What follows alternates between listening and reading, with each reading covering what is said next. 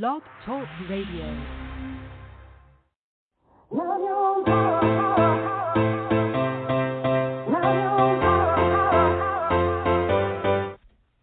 Chatting with Nat is a podcast for independent women seeking to speak their truth and to break down barriers. We host honest conversations that help to guide and empower women. Speak your truth and set yourself free. Let your voice be heard. Hi,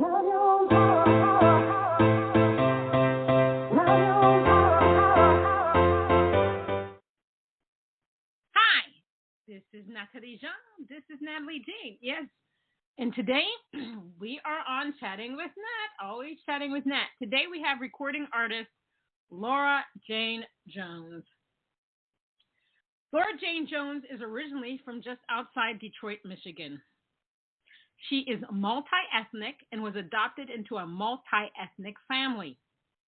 From a young age, she had a worldview which stemmed from her family being comprised of Asians, Caucasians, African Americans, and Latinos. Her adopted father was a white man and a civil rights activist. He became a federal judge appointed by Jimmy Carter.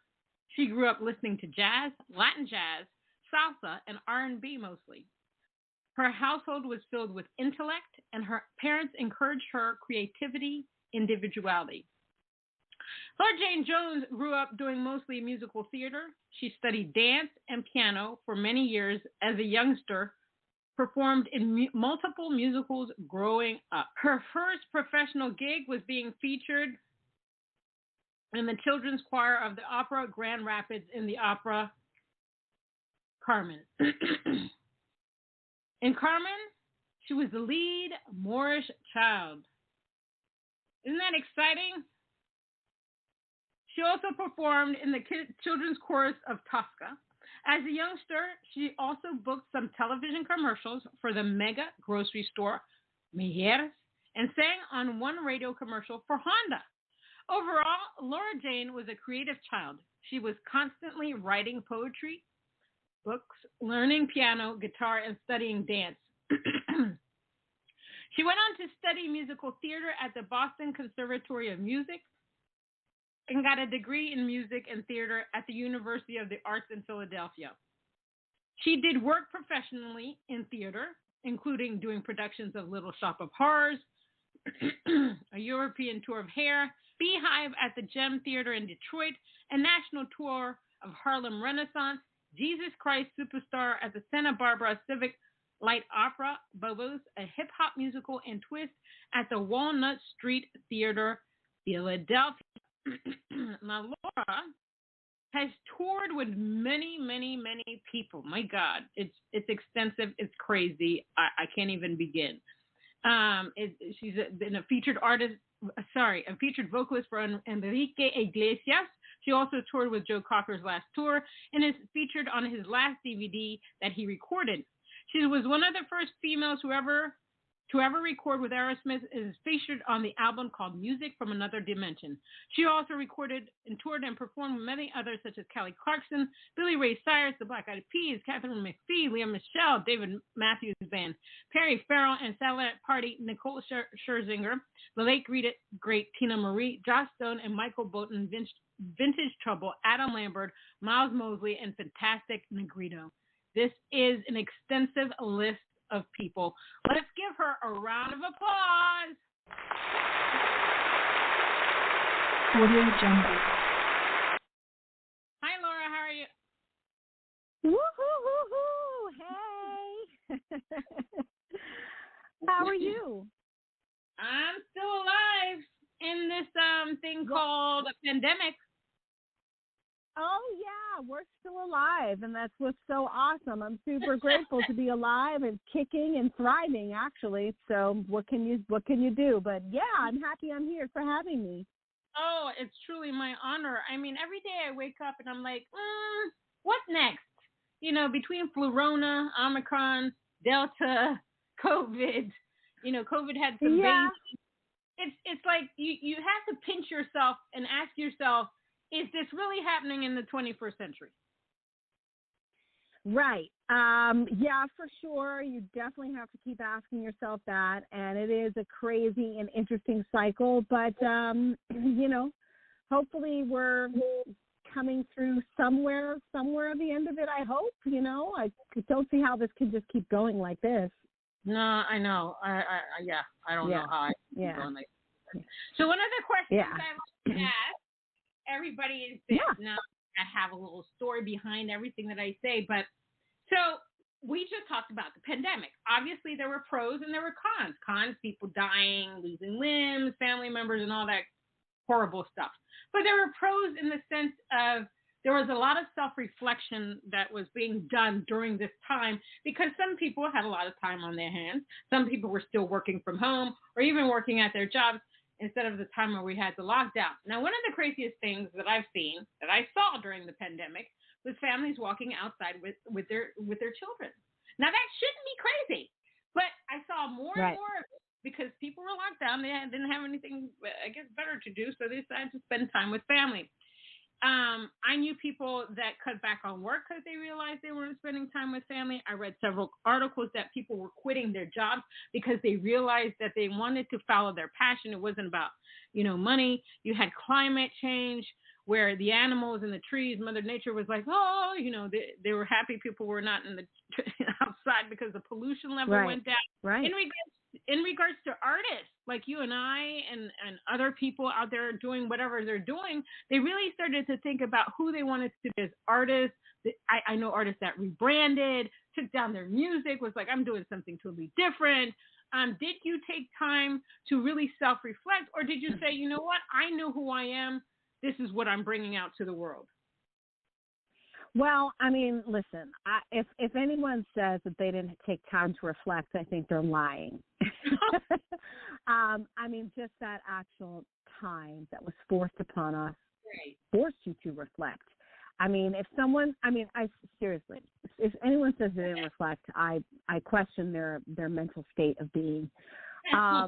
So yes, of course, I reflected. I went very deep and very within. It was definitely some of the scariest months of my life. I've been working consistently and traveling, and I haven't sat that still in 20 some odd years. Oh, wow. So it was actually kind of difficult for me. It was very difficult in the beginning. It was very haunting. It was very somber, and it was very scary for me. I have not sat that still in 20 some odd years. So it took some time to really get to the point where I was actually feeling like I was reflecting, because I think in the beginning there was so much fear and like, what's happening? And oh my God, am I going to lose my house? I'm not going to pay my bills, as an artist.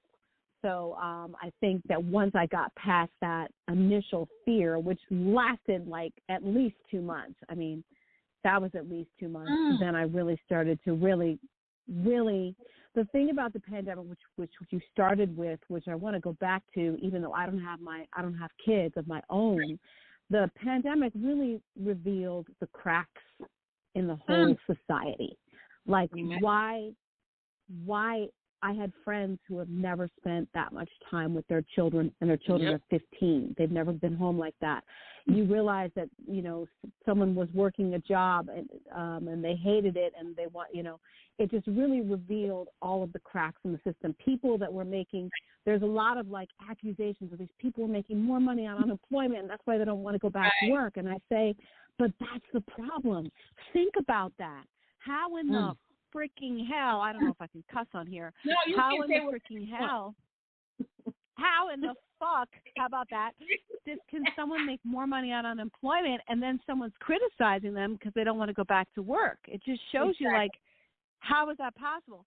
So I wanted to just go back to that because, yes, as an artist, it was difficult. It was painful, but I have so many friends who are artists who have kids, who are home all day with their kids.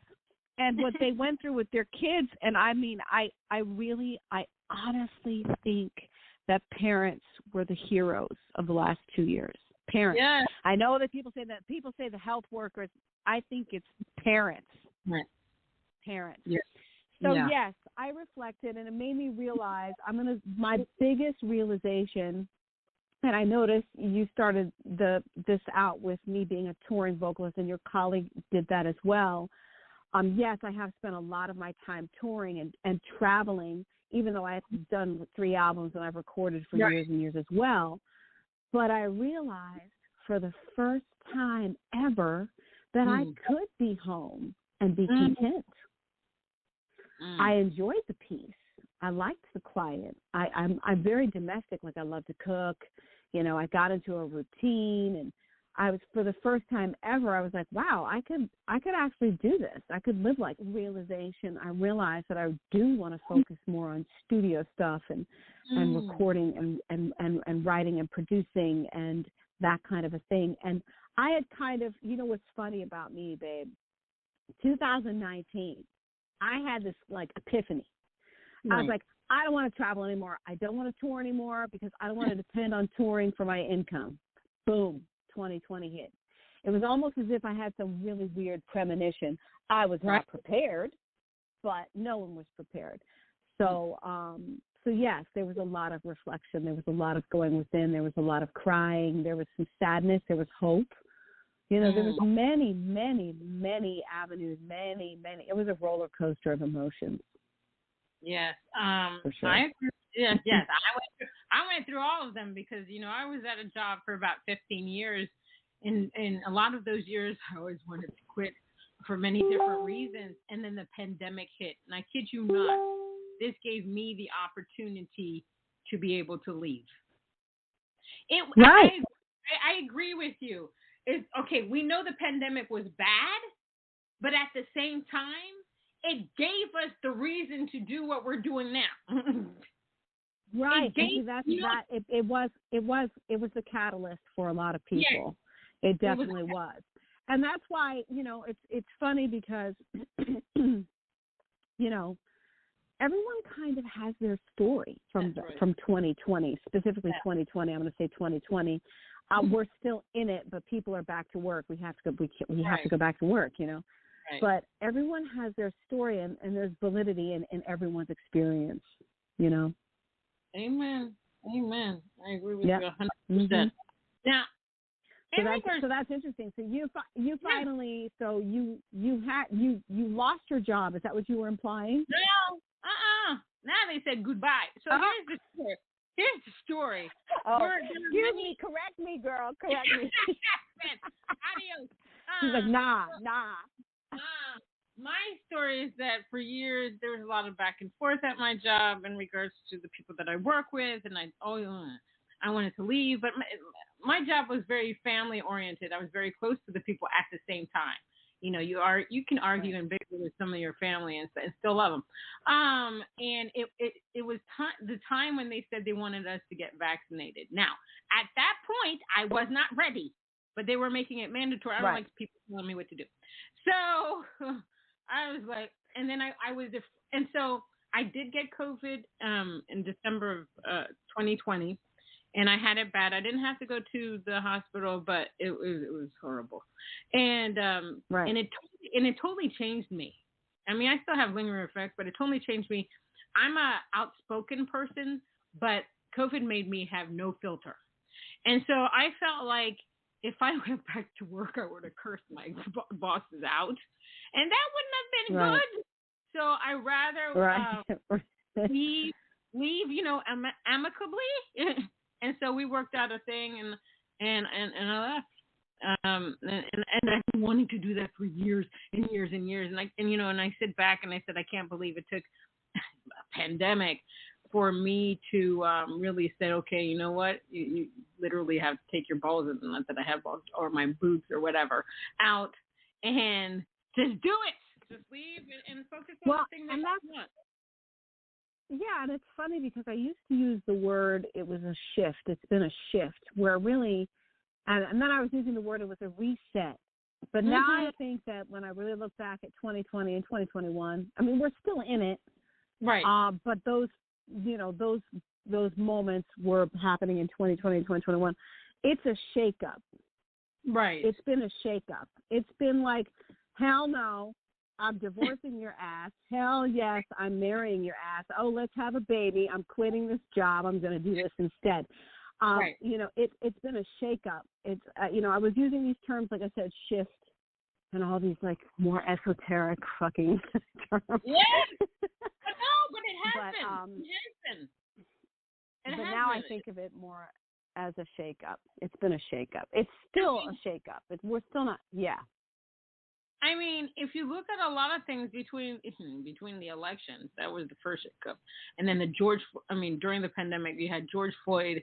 It was a lot of stuff going on, and not only did we reveal things were revealed to us in regards to our profession and stuff like that, family members, friends, some friends you didn't even know they were racist as hell, and you're like, oh, okay, right. well, goodbye. I don't care. I'm not dealing with this. I think that's another reason why that time was so. It was like the perfect storm. Politics were divisive, families were breaking apart. It's funny because after the first 2 weeks of the pandemic, I remember talking to my ex, and he was like, watch, there's going to be civil unrest. I'm like, no, you're tripping. Nah, that ain't going to happen. Nah. And he's from England. So he's like, no, watch. If this goes on and on and on, there's going to be civil unrest. And lo and behold, everyone had the time to really, really think about stuff and go within and see what was important. People didn't have jobs. They didn't have money. And it was just the perfect storm, the politics, a president throwing the gasoline on the fire, it's like, so, and then, it just, it was a really, really volatile time, that year. And that summer was crazy. I mean, I live in Los Angeles, and the National Guard was just like 2-3 blocks from my house. Oh, wow. I was tripping. Do you understand me? I was tripping. I was like, oh, hell no. No, it was very scary. It was scary. It was scary. Sure. Now, during this time, in our line of work, obviously in music is subjective, but, people can be hateful, and people can be nice, and people can just be weird. How do you deal with being mentally focused, focusing on wellness, body, mind, and soul? How do you keep your head on, keep it straight? And obviously things will affect you. That's just life. Things are going to affect you, but how do you keep balance throughout all of this? Well, the very beginning of the pandemic, like I had the worst insomnia. I hear this from everyone. I hear that like people didn't sleep for 2 months, or people were drinking every night, or so I definitely went through some of that as well. But I'm also very much into exercise and meditation, and I have a lot of mechanisms that help center myself, even though it wasn't necessarily working at that time. Like it was just such, it was a crazy time. But I would go for walks.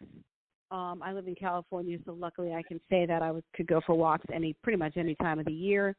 And I'd walk for some time. I remember in the thick of it, I would literally walk till I dropped. I would walk like 4 hours, 5 hours. I would literally just walk until I dropped. I was just like, so walking, meditation, I started doing my own yoga here at home. Right. So those are the things that really help center me. And of course, I was pretty much started to really learn how to be efficient in the recording studio. That was the biggest plus of the time that I had. I really became a great engineer. I now can produce my own vocals with a quickness. And so I was just writing. I was just creating and just writing. And it was just like, okay, I'm freaking out, get in the studio. And so that's what I would do, That's very smart. You honed in on your own skill. There you go. Good for you. I can understand the insomnia. I've suffered with insomnia most of my life, which is crazy. Then I had thyroid issues that made it worse. Then, lo and behold, Mama. Yeah. Then lo and behold, menopause came. And let me tell you something. between the hot flashes, not being able to sleep at night, like I they come and go. Yeah, they come and go. And the past 3 days, I really haven't slept because I'm so hot. I mean, the house is freezing, but I am naked and I'm still hot. It's crazy. So then COVID. I found that if you've had COVID, insomnia is part of it. I was just like, okay. So I've been like a walking zombie for the last 2 years. And Girl, wow, that's really. I mean, listen. I have my phases, but insomnia can really affect your health later in life. Yes. Do you ever do any melatonin, or do you ever do magnesium? So listen, whatever you're going to say, I've tried it. So my sister, and I don't smoke marijuana. I don't care if people do marijuana. So there's a thing that's called indica. She always says I say it wrong, and so it's I guess it's CBD. And so you take drops of it and put it under your tongue, and it's supposed to relax you, make you fall asleep. Now, 2 people have suggested it. I've taken half the bottle. Do you hear me? Wow, girl, wow. No, I was up for 24 hours. I was like, okay, all right. Wow, Mama, that's insane. Yeah, you think? So I was just like, okay, so this is the life as a vampire. You just don't sleep. Okay, at least vampires actually sleep in coffins. But yeah.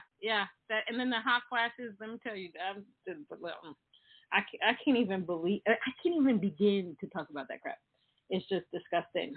Well, insomnia. I mean, that's that's a pretty. My mom has, what is it? This fibromyalgia or whatever the frick that is. Do you know what that is?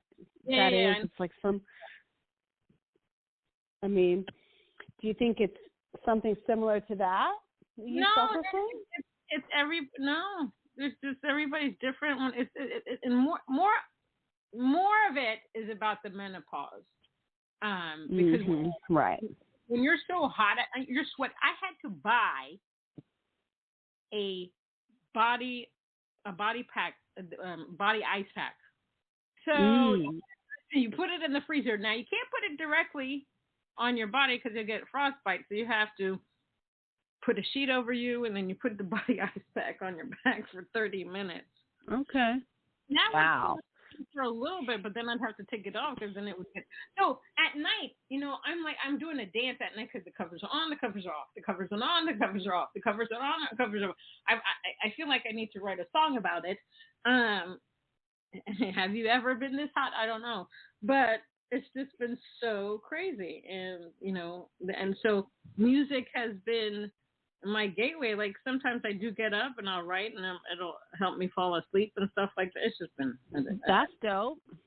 Yeah, so music has been my that's great saving grace. Now, with your music, how important is it for you to be authentic in your artistry, in your songwriting, everything that you do with music?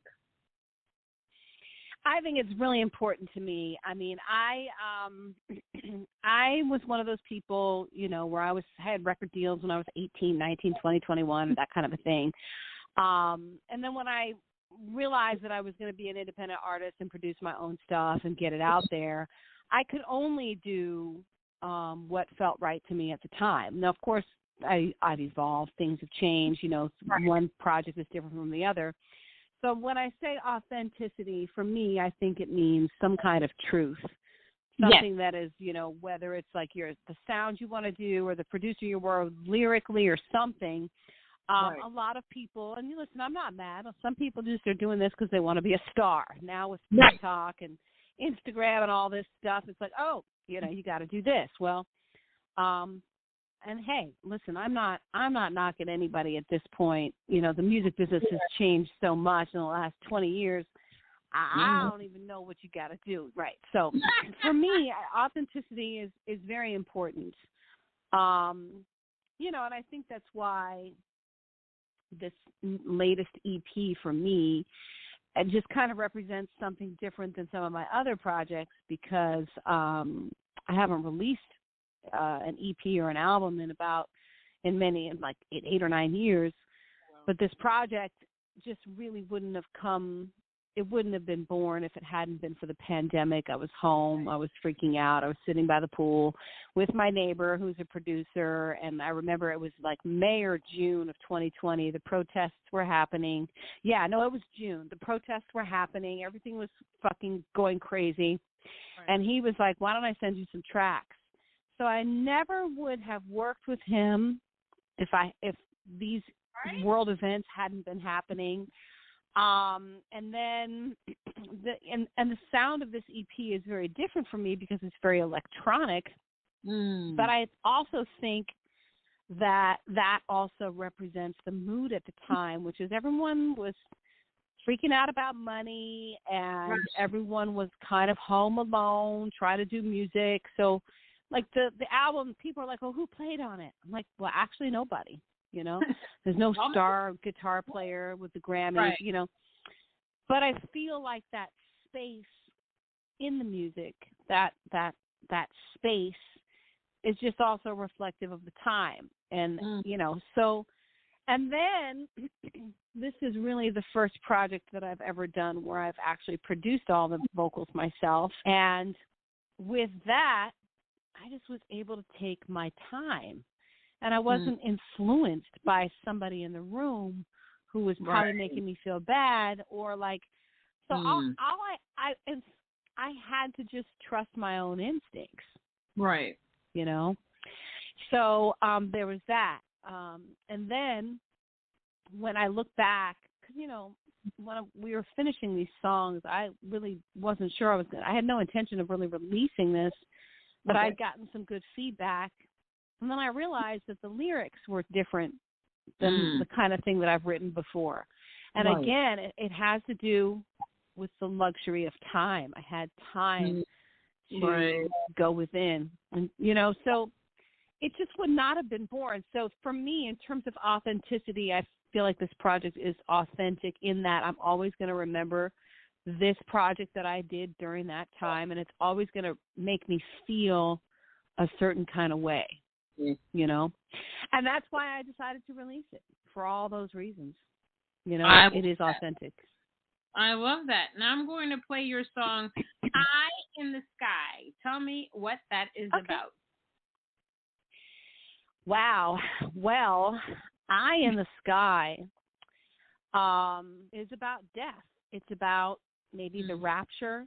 I'm not super religious, but it's about ascending into heaven or being taken somewhere, taken up, eye in the sky. And the lyrics are, in your mind is where you'll find me. I am flying home. So for some reason, there was just so much death and so much like, it just, and I wrote the chorus for this in like 10 minutes. It was the first thing that came out was Eye in the Sky. I don't know why.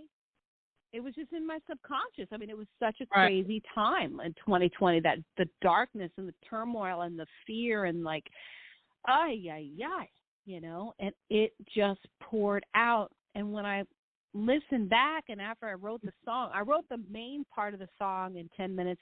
I don't know when I finished it. I know I tweaked the lyrics a few times, but it's not like I was like, I'm going to write about death and angels and the rapture. You know, I was not like, it wasn't my intention. It just came out that way. You know, the thing about 2020 we have to remember. Do you remember the start of 2020 when Kobe Bryant all of a sudden just died? Yes. I was at the Grammys. Right. And I remember being like, that's an omen. I felt like his death in particular was an omen. Like something's going down. Something's about to go down. It was crazy. It was just like, we were, a couple of my friends and I, we were waiting on the red carpet to go on the side where you could go. And all of a sudden, my sister texted me and she's like, oh my God, Kobe Bryant said. And I'm like, no, that's not true. And then it was all over the place. It was surreal. It's just, it was surreal. And you're just like, huh? Yeah. What? And then the rest of the world, rest of the year was, huh? What? We're going to do what? Shut Right. down? What's going on in the air? Right. And we're all fighting Right. for masks and all kinds of things? Okay. All right. I'll believe it when I see Right. it. So I think, the year started off like that. And Eye in the Sky, like I said, it's really about the rapture. I mean, I'm not really super religious. I know that is specifically a biblical idea, but that's what it's about. And I don't know why I wrote that. That's just what came out. So that's what it's about. And that's what it is. So let's play it.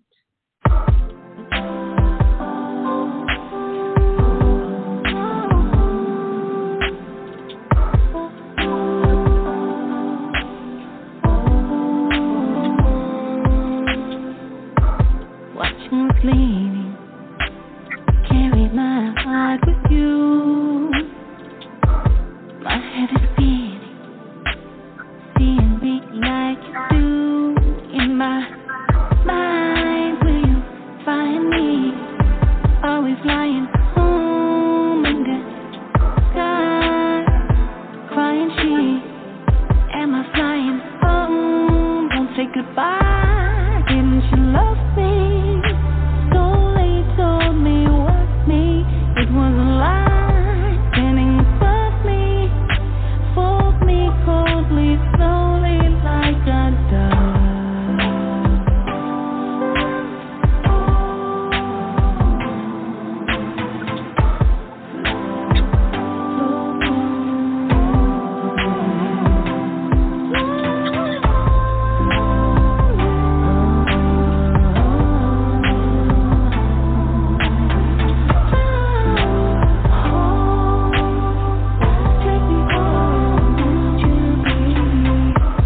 Freedom's a coming, giving like an ever flow. We can stop running, surrendering to the whole. It's your mind where you find me. I am flying home, sweet the sky, crying she. I am flying home, won't say goodbye. Didn't you love me? Slowly told me it was me. It was a lie, standing above me, fold me coldly, slowly like a dove. Like a dove. Like a dove. Like a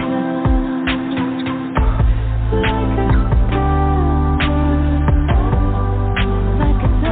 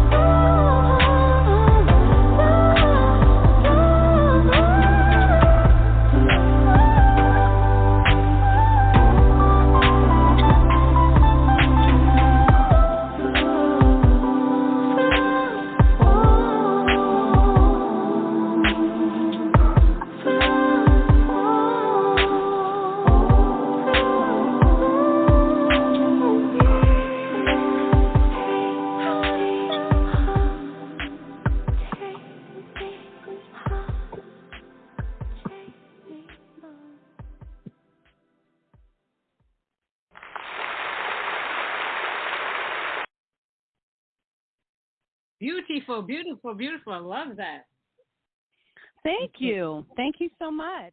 It's nice. It's interesting. It's always interesting to listen to it in different ways, like, hearing it on the other end through the phone is, it just always hits you. It hits you every time. That's what it's interesting. You said it's kind of about death, but my God, it's very sensual. Well, the other thing that I was exploring, which came again from a place of truth, is that I was exploring with singing small and breathy and like air, and I was just feeling so vulnerable in life with my heart and my emotions. I was just like, I didn't even have the strength to even sing full out, belting and riffing and running. Right? No, but I was like, we did it. It's perfect. I love it. Well, thank you so much. It's just, and then when I started exploring, it's just like, yeah. So the whole album, even vocally, I'm using my voice in a different way. I'm used to having to project and wail and riff and run, and I was like, I just want to sing lyrics and tone and air and texture, and then I committed to that direction. Again, coming from a place of feeling vulnerable and sad and lonely and like, what the fuck is happening in the world? Came a totally different approach to doing music. So, which I love. I love the unexpected. When it comes to music, because when we listen to the music, the radio stations, it all almost like every song sounds the same. So when somebody like you comes out with something that's so totally different and unexpected, that's what I love to hear. That's amazing. So Thank you, sweetheart. Thank you. What do you love about being an artist? Ooh. Well, I mean, I think probably other artists would say something similar. I think for me, once I get in that zone, whether I'm, writing a song, creating, or I'm on stage and I'm performing, it's like a space that doesn't exist in reality. So you get lost. I feel free in that space.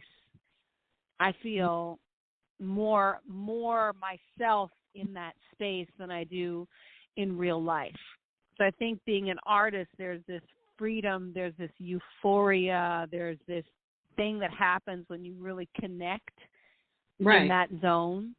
That and it's not, and I don't mean from an egotistical standpoint, because I mean, other artists will know. It's hard to describe. I don't want to say that if you're not an artist, you wouldn't understand, because that doesn't make sense, and I don't agree with. I wouldn't project that at all. But I just think the thing that I love most about being an artist is that in some way, shape, or form, whatever dimension that is, whatever you want to call it, or however you want to label it, I think I feel the most at peace. So I think that is the first reason why I love being an artist. Right. It's a truth. It's an interesting like realm of truth within a being. I sound like Deepak Chopra. No, I sound like Deepak Chopra. These are wise words from Laura Jane Jones. No, I love that. We might have to put that on a t-shirt. Yeah. I mean, it's, obviously you're expressing yourself. I mean, for me, again, listen, and I know artists that are doing it for ego. They're doing it for money. They got a good body and their booty's out and they look good. They're more of an exhibitionist. Right. I'm not, that's not what I'm talking about, So for me, that's the first and foremost reason why I love being an artist. Awesome. I love why I am an artist. That's why you are. That's right. What are 3 things you wish you had known before you got into the music business? Woo! Oh, Lord, child.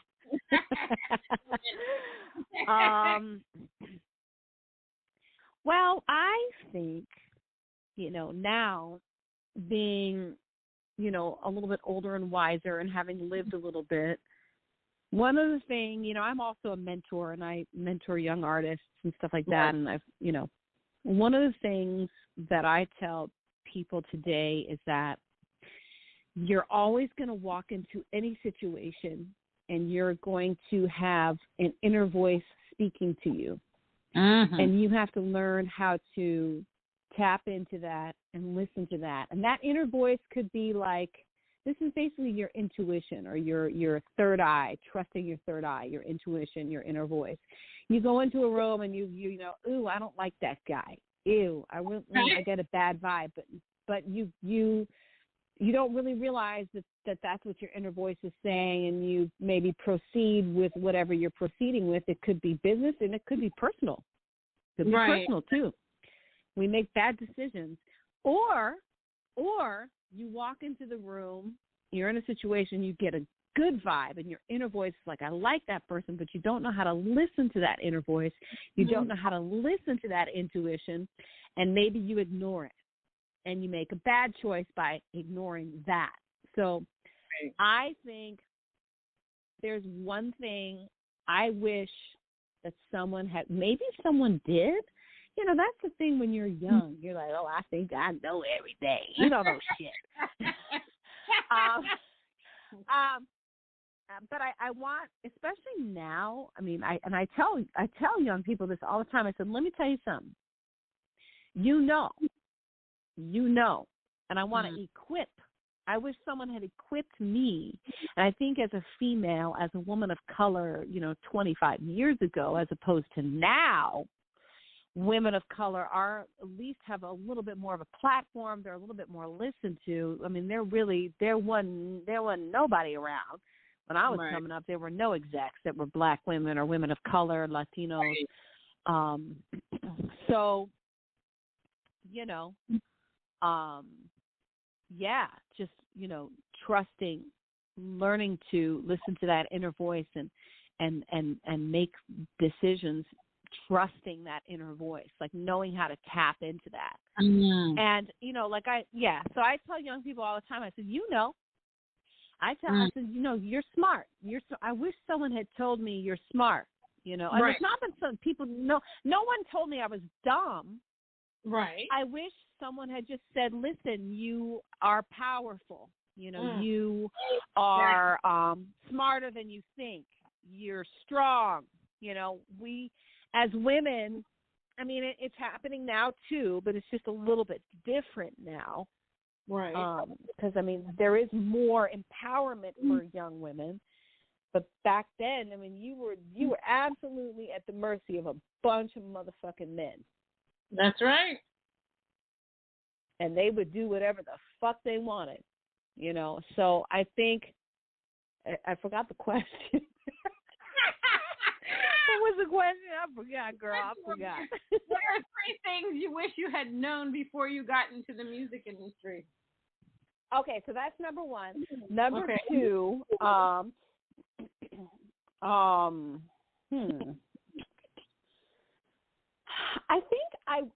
think that I wished I had known. I think I had wished that I had known to just really keep writing and insist on collaborating with people and keep practicing my instrument and being in charge of, like, your writers, Right. Like just knowing that writing is where it's at, and no matter what, you have to be a writer, period. So I think I would have loved to have had that reiterated to me over and over and over. Thirdly, I don't know. I mean, I feel like I kind of said 3 things, right? I don't know, shit. Yes, those are good enough. I like them. I mean, one of the things that a lot of people tell me is like they didn't realize how hard the music business was. I mean, I think now it's even harder because, you have to be on all these damn platforms Facebook, Twitter, Instagram, Snapchat, Clubhouse, this, that, blah, TikTok. It's a lot. It's a lot. And sometimes you question, is this even about the music? Or is it what I can show you on my social media site? So, and that the music industry can kind of be scammy. You really have to do your due diligence when people approach you, because when you first start out in this music, they latch onto you.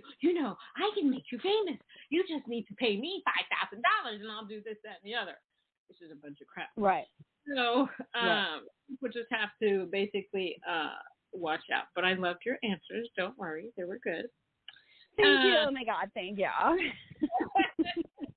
important is it for you to support minority and women-owned businesses?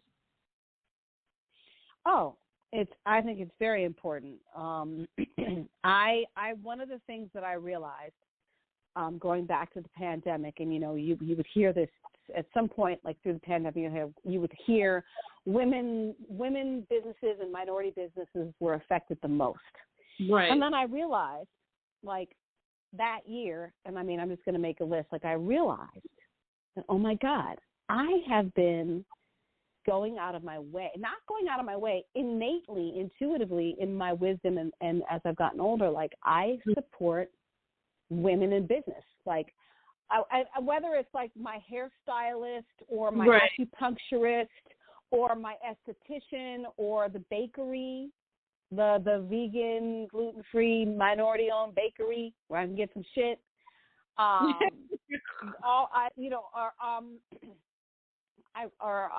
of these. There was definitely, like, at the end of the pandemic, I realized that year 2020 that there was like 5 or 6 businesses that are owned by women, 5 of them, of which 3 of them are immigrants, 2 of them are minorities, all 5 are women.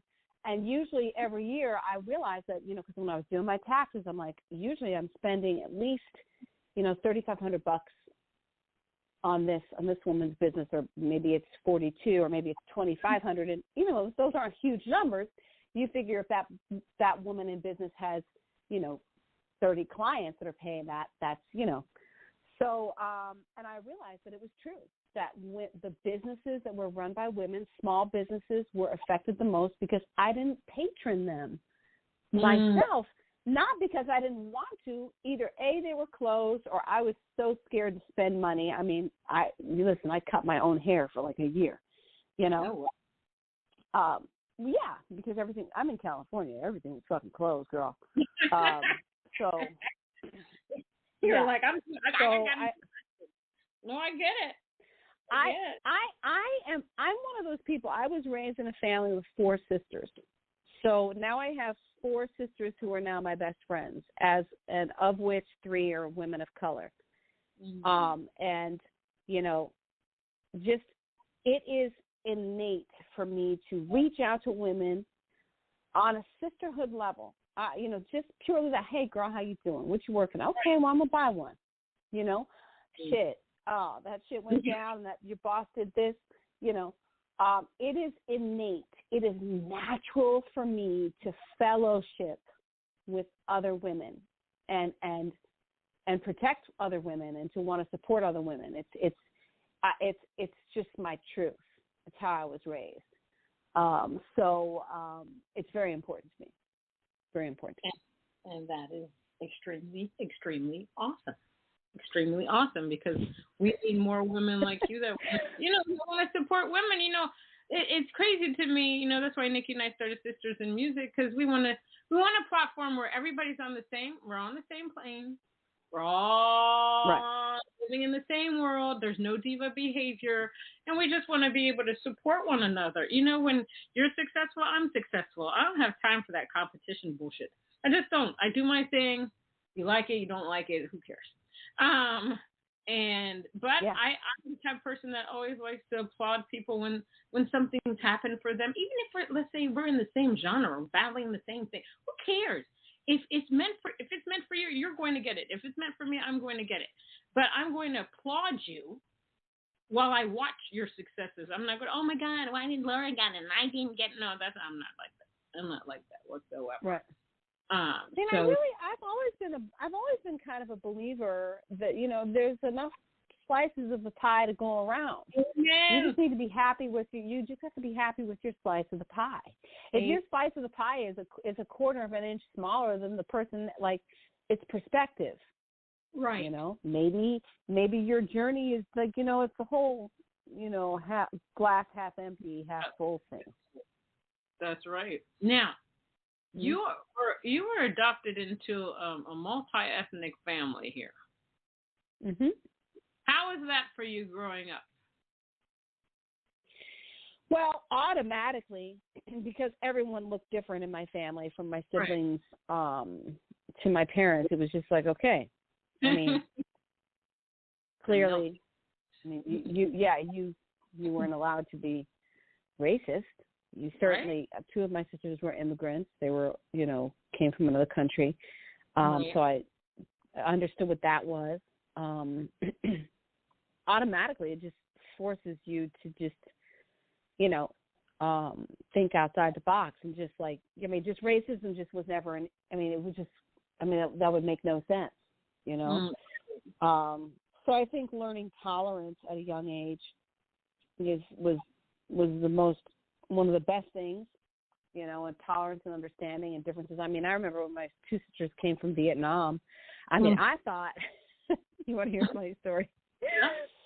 So my two sisters were coming from Vietnam, and my mother, my adopted mom, was trying to use, like, my parents were one of those parents where they tried to use the real words rather than, like, baby the word down, like, and treat you like a kid, like you didn't understand. Right. So they didn't want to use the word immigrants and refugees with us, with my sisters. They said they were aliens.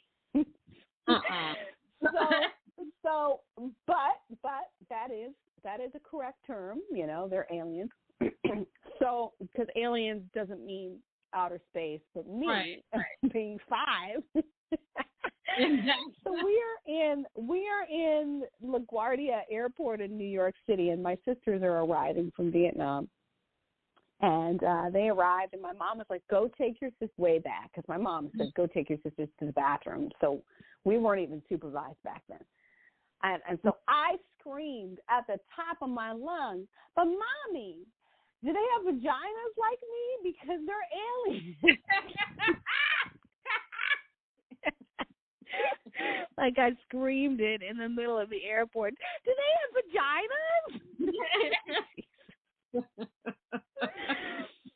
My! Your mom must have been like, huh? I think my parents just cracked up. They thought it was the funniest thing ever. They literally laughed about this for years. So this was a joke at every dinner party for like 20 years. Oh my God. That's a story you tell at every year. Yeah, every year. So I forgot the question. See, I'm talking. I forgot. So anyway, it was about being, adopted and having a multicultural family. Now, let me ask you this question: how have your two sisters from Vietnamese dealt with the recent hatred? Their recent what? The recent hatred in the United States of Asian people. It's just ridiculous, really, because people just my sisters are Vietnamese and Black. Okay. And the funny thing about they're both just because people are stupid because their skin is brown, they don't necessarily see the Asian right away. Mm-hmm. Like one of my sister's people, they think she's Indian, like from India. She's just, there's something. But if you look closely, they look very Asian.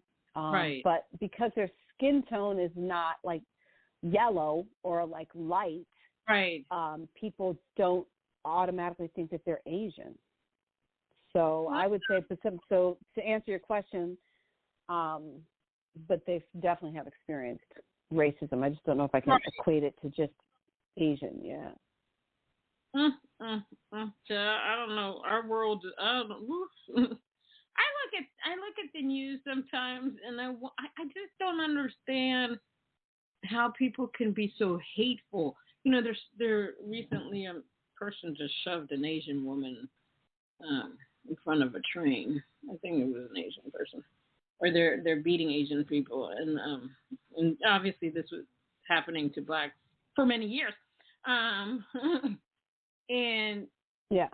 you have to wonder sometimes how somebody can just be so hateful. Who has that much energy? Well, right.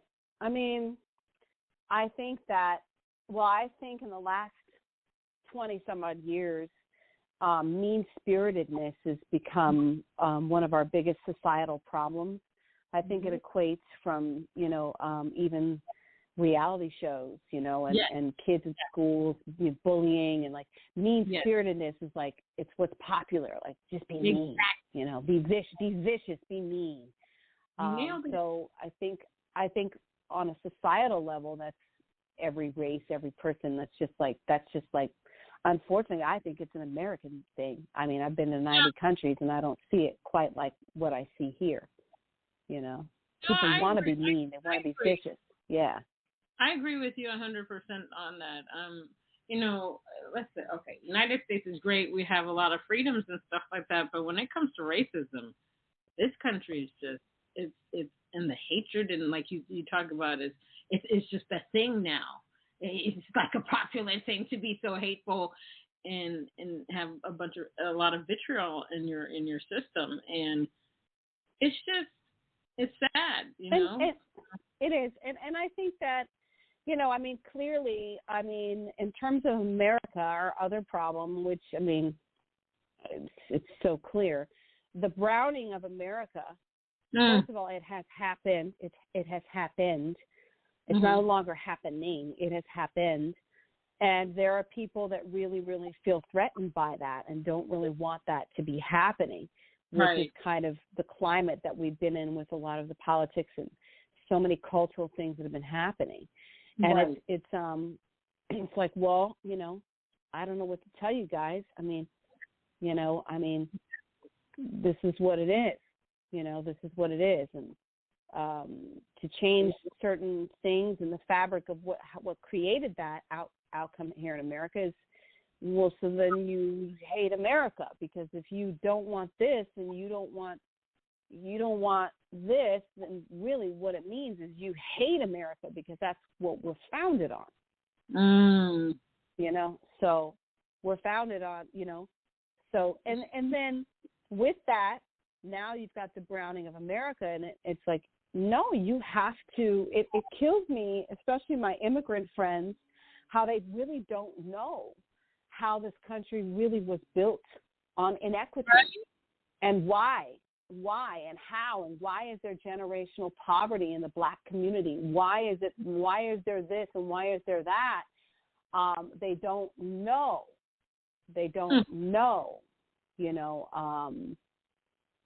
But you need to know that this country is built on inequity, 100%. And you need to know why. And you need to understand the history, and maybe that will give you a little bit of wisdom and shed some light. Like I have a real issue, like in California, like I'm like, I don't understand how anyone can be in California and live here or be born here and like hate Mexicans. I'm like, how can it's just like you haven't read a book. Like, first of all, not only was this state part of Mexico, but it also, like, they built the economy. They literally built the economy. It's not me just being like, a lefty thinking person. It's like, it's a fact. They're the ones who agriculturally were literally picking the vegetables and the fruit, and our agriculture is like the third number one business, and we feed the rest of the country. So, and if you look at these from way back, it's like 1940, 50, they would bring people over from Mexico, and they would come and they would work, and then they'd go back to Mexico, and then finally they were able to stay, and then they could, so it's just like, it's just things like that. It's like, well, you can't, and it's also a real problem for me if you're from Russia or Germany or Italy or somewhere else, and you come over here and you're an immigrant and you're criticizing other the immigrants that built the economy. It's like, well, wait a minute. I think you need to read a book, and when you fucking read a book, you can talk to me. I really hate ignorance. And you know what? I'm not even saying, listen, not everyone's going to get along. That's right. I'm not saying that everyone's going to get along. I'm not saying that, but it's just like, okay, you know, California, you know, I live in LA County, and, you know, we have a lot of illegal immigrants here. That doesn't mean they just crossed the border and they're criminals. They've been here forever. They're integrated into society. They're paying taxes. You know? I love that. I think we need to get T-shirts that say, "Just read a book." Just read a book. Just read a fucking book. Just read a fucking book. Gain some understanding before you open your mouth to say something really stupid. Now that would be long on a T-shirt. That's on the back. Well, Laura, just read it after you read it. Yes, thank you. Yes, this was so fun. What were you going to say? You were going to say something. I cut you off. I forgot it. That happens to me so much. No. What was I going to do? What was I going to say? It was no, but this was great. I really enjoyed this. Thank you.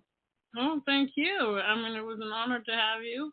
I'm gonna, and thank you so much for signing up for membership. Nikki said you signed up to join SIM, and I'm going to talk to you about, you know, being a mentor and doing all kinds of things with Sisters in Music. Yeah, I'm curious, and I figured, you know, why not? I think it was $35, and I figured, you know, I mean, just see how it goes, and this is what it's about. Yeah, no, I agree with you. This is what it's about, you know. You gotta help the future generation and the current generation and the old generation and all kinds of different people. Yeah, I agree with you 100%. But thank you so much for being on Chatting with Nat. I can't wait to work with you and do a bunch of things with you. I think this is going to be a lot of fun. There'll be a learning experience. Sounds great. Well, thank you so much, and I look forward to that as well. All right. All right, everyone. Okay, baby. With recording artist Laura Jane Jones. She's not just a recording artist. She's a wonderful woman. She's a great vocalist. She's just an artiste. She does what she wants. She speaks her truth. She does everything right. So you got to check her out at laurajanemusic.net. Check her out. She's awesome. Until next time on Chatting with Nat.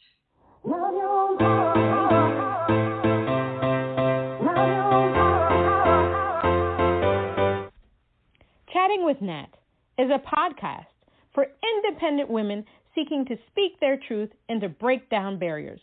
We host honest conversations that help to guide and empower women. Speak your truth and set yourself free. Let your voice be heard.